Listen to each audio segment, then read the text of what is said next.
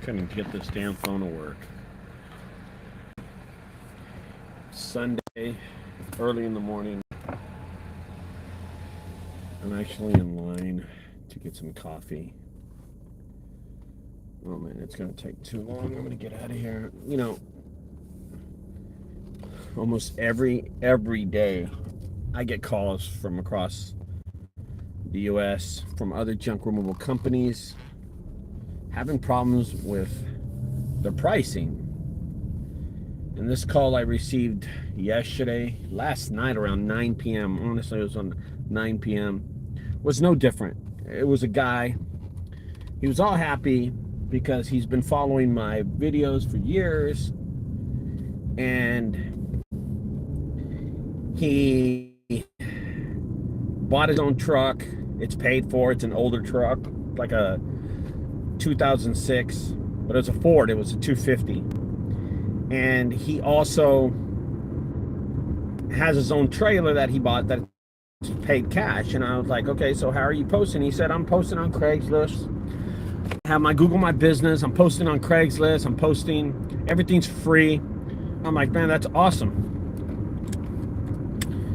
And he said, you know, my trailer's only 14 foot long. I couldn't get a 16-foot trailer because, well, I have no idea why, but he couldn't get a 16-foot trailer. What the hell's up there? Oh, that's my window. And I told him, I said, so what are you pricing? He goes, well, I'm pricing my 14-foot trailer at $600. And I said, holy cow. I said, you just started this junk removal service and you're pricing yourself.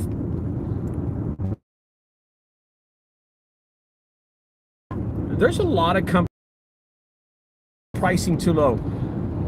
That's none of their fucking business. That's none of their business. This is your business. Don't price your stuff like I price. Do not price your single items like I price mine. Do not price your hoarder houses like I price mine. I price my things according to how many bills I have every month. I price my jobs according to how my finances are. Your finances are totally different than my finances. I don't know what kind of situation you're in. So stop pricing yourself, overprice yourself to customers, and stop underpricing yourself. If you own, you know what, if you own a trailer or you own a truck and you're paying for ads and you're paying payments on your dump trailer, you're paying payments on your truck, you're paying payments on your ads, you're paying payments on your home, you're paying payments on your girlfriend's home, you're doing all these payments, and I'm pretty sure you got to charge a lot. I'm pretty sure that your garage clean out's going to be almost in the $800 or $1,000 range. But let's say this. Let's say that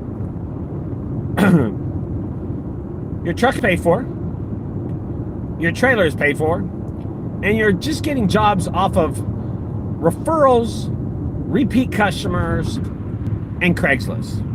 And every ad is costing you $5. Every time you get a job, it's costing you about $5. Why would you price yourself in the $1,000 range or $600 range when you can do it for a garage clean out for $400, $300?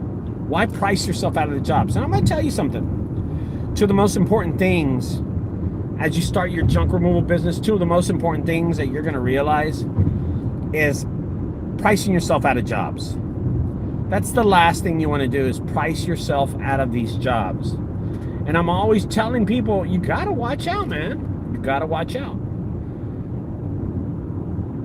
Especially if you're new, you're going to price yourself out of these jobs. You're going to price yourself out of these jobs, and you're going to lose these customers, and these customers are never going to call you back. And that's that.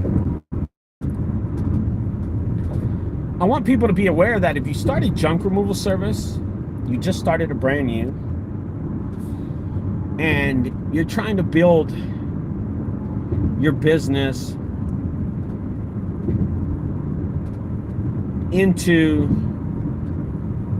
a promising business down the road, down the future of your business, you got to price yourself correctly. Outpricing yourself out of these jobs makes no sense. I see a lot of people doing this all the time. I see a lot of people just outpricing themselves because they owe too much to the mortgage company. They owe too much to the place of renting out. They owe too much to the finance trailer company, the finance truck company. They owe too much to Thumbtack. They owe too much to Angie's List. And I know what people are doing. They're pricing themselves so they can afford that bill. Stop doing that. Don't get into that situation. Don't get into that rat race, that hamster race of you going around like a hamster does in circles, but never getting anywhere. And that's exactly what's going on with a lot of junk removal companies. We're getting to this, hamster race, or whatever you want to call it, rat race, that we're just going around in circles, not ever gaining anything. Oh, but we're working. I saw a fellow this is a true story. I was out with my wife. It was last Sunday. I was out with my wife, and we went to go watch the Cowboys get beat up by the Arizona Cardinals. And it was Sunday, 3:25 game or whatever it was. I'm driving to downtown, and I see a fellow junk removal company. He's working. He's got his dump trailer out, and he's got a Hummer, an old model Hummer, not a Hummer like a military Hummer like mine, but just an older Hummer. And anyway, I see him pulling his dump trailer, and I pull up to him, and I'm like, "Hey man, what's up, dude?" And he goes, "Hey Ricardo, how's it going?" I said, "Ain't nothing much." I said, I look over and I see his Hummer. He left it on, and that thing sounds like it had like two goats inside of that thing. It was just a man.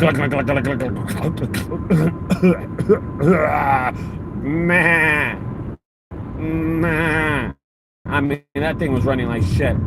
And he said, the repo man came and got it. I said, what the hell? He goes, man, I was too busy. I was paying Thumbtack. I was paying Angie's List. I owe Thumbtack like $3,200. I owe Angie's List like $2,500.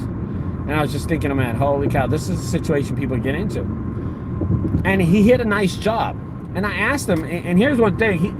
He had so much recycle on the back of his truck. It looked like a huge job. I'm talking about he had piles of it, like wheelbarrows, piles of wire. And his whole truck was full of just metal. I said,